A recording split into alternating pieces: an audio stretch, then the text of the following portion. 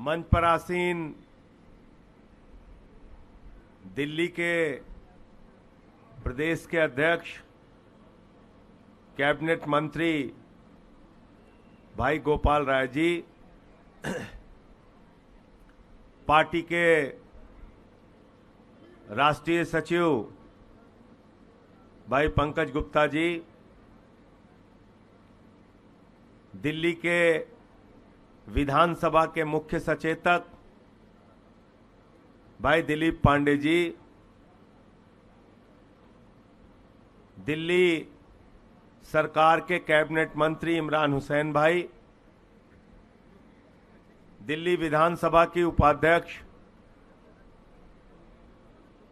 राखी बिरला जी, MCD में लगातार अपने साथियों के साथ कंधे से कंधा मिलाकर चलने वाले हमारे साथी विधायक दुर्गेश पाठक जी, दिल्ली की मेयर डॉक्टर शैली ओबराय, कम्युनिकेशन के इंचार्ज भाई जैस्मिन जी और कार्यक्रम का संचालन कर रहे हमारे संगठन के मुख्य साथी आदिल भाई। आज यहां एक कुर्सी खाली है, अरविंद केजरीवाल जी की कुर्सी। हर मौके पर इस प्रांगण में जो भी कार्यक्रम हुआ, वो चाहे प्रदर्शन का हो, आंदोलन का हो, चुनाव के संबंध की तैयारियों का हो, अरविंद केजरीवाल जी इस कुर्सी पे हम लोगों को दिखाई देते थे और मजबूती से पार्टी कार्यकर्ताओं के साथ, दिल्ली वालों के साथ खड़े होते थे, आवाज में आवाज मिलाकर काम करते थे। आज देश के अंदर एक तानाशाह हुकूमत है जो 3 बार के निर्वाचित मुख्यमंत्री को, और ऐसा मुख्यमंत्री जिसको कोई सामान्य बहुमत नहीं मिला, हिंदुस्तान की आजादी के बाद सबसे बड़ा बहुमत 70 में से 67 सीट अरविंद केजरीवाल जी को मिली 2015 में। 2013 में 28 सीट आई, पहली बार सरकार बनी। 2020 में 62 सीटें आई।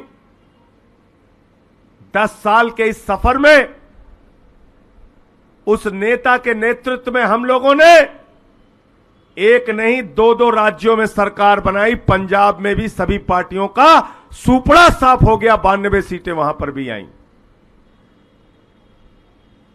गोवा में 6.5% वोट आया, 2 विधायक जीते। गुजरात में 14% वोट आया, 5 विधायक जीते। मध्य प्रदेश में मेयर का चुनाव जीते। उत्तर प्रदेश में कई चेयरमैन, जिला पंचायत के सदस्य, सभासद का चुनाव जीते।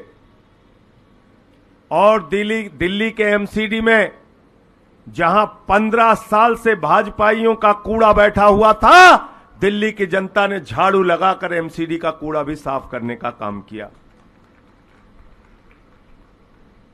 और दिल्ली में जीत नहीं सकते, कभी भी जीत नहीं सकते, यह बीजेपी को पता चल गया। तो उन्होंने गहरी साजिश रची, अरविंद केजरीवाल को जेल में डाल दो, दिल्ली की सरकार को गिरा दो, आम आदमी पार्टी को खत्म कर दो, चुनाव खत्म कर दो। भारतीय जनता पार्टी के लोग इस देश के अंदर लोकतंत्र के डकैत हैं, नंबर 1 के डकैत और लुटेरे हैं। जनता के मतों को, जनता के द्वारा चुनी गई सरकारों पर डकैती डालने का, उनको लूटने का काम करते हैं। उत्तराखंड में यही किया, अरुणाचल में यही किया, कर्नाटक में यही किया, मध्य प्रदेश में यही किया, महाराष्ट्र में यही किया। ईडी का, सीबीआई का, इनकम टैक्स का छापा मरवा के, लोगों को डरा के जेल में डालो, विधायकों को तोड़ो, सांसदों को तोड़ो, सरकारों को गिराओ।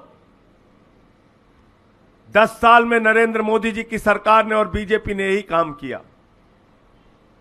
और मैं आपसे पूरी जिम्मेदारी के साथ कहना चाहता हूं, गलती से अगर ये भाजपाई जीत गए तो याद रखना 2024 का चुनाव अंतिम चुनाव है। इसके बाद वोट देने का अधिकार आपको नहीं होगा। यह बात मैं पूरी जिम्मेदारी से कह रहा हूं, क्योंकि भारतीय जनता पार्टी बाबा साहब डॉक्टर भीमराव अंबेडकर जी के संविधान को नहीं मानती। भारतीय जनता पार्टी आरएसएस के प्रमुख भागवत का संविधान मानती है। और भागवत का संविधान कहता है दलितों का, पिछड़ों का, आदिवासियों का आरक्षण खत्म होना चाहिए। भागवत का संविधान कहता है महिलाओं के अधिकार खत्म होने चाहिए, नौजवानों के अधिकार खत्म होने चाहिए, किसानों के अधिकार खत्म होने चाहिए। वो भागवत का संविधान देश में लागू करना चाहते हैं, देश के अंदर चुनाव को खत्म करना चाहते हैं। क्या हुआ चंडीगढ़ में? हमारा कैंडिडेट जीत रहा था, कैमरे के ऊपर पकड़ा गया, मुख्य न्यायाधीश भारत के, उन्होंने पकड़ा, वोट काट के चुनाव जीत गया। क्या हुआ सूरत में?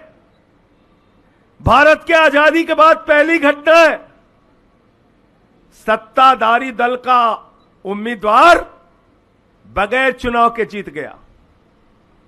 बीजेपी का उम्मीदवार बगैर चुनाव के जीत गया। इसलिए साथियों और दोस्तों, सूरत तो झांकी है, पूरा देश बाकी है। अभी सूरत में चुनाव खत्म हुआ है, अब पूरे देश में चुनाव खत्म होगा। अगर हम दिल्ली को बचाना चाहते हैं, देश को बचाना चाहते हैं, आज चुनाव प्रचार के एक गाने की शुरुआत यहां पे की जाएगी, लेकिन वो संदेश लोगों तक पहुंचाइए, घर घर में जाइए। और मोदी जी ने कहा था घर का सिलेंडर देख के जाना, तब सिलेंडर का दाम 2014 में था 400 रुपए, आज हो गया 1100 रुपए। मैं आपसे कह रहा हूं 25 मई को वोट देने के लिए जाना तो घर का सिलेंडर जरूर देख के जाना। वो मोटरसाइकिल भी देख के जाना जिसमें 120 रुपए लीटर की पेट्रोल आपने भरवाई। वो डीजल की गाड़ी भी देख के जाना जिसमें 100 रुपए की डीजल भरवाई।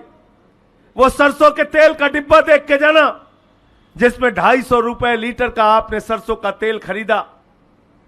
महंगाई आसमान पे पहुंचाई, बेरोजगारी आसमान पे पहुंचाई।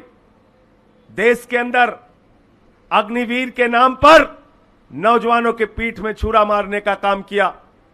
लेकिन आपके बेटे, आपके भाई ने, अरविंद केजरीवाल ने दिल्ली में शिक्षा के लिए अच्छे स्कूल बनवाए, मोहल्ला क्लिनिक बनवाया, फरिश्ते स्कीम लेके आए, माताओं बहनों के लिए बस की फ्री यात्रा की, बुजुर्गों के लिए तीर्थ यात्रा की और 1000 रुपए प्रतिमाह माताओं बहनों के लिए योजना का ऐलान किया।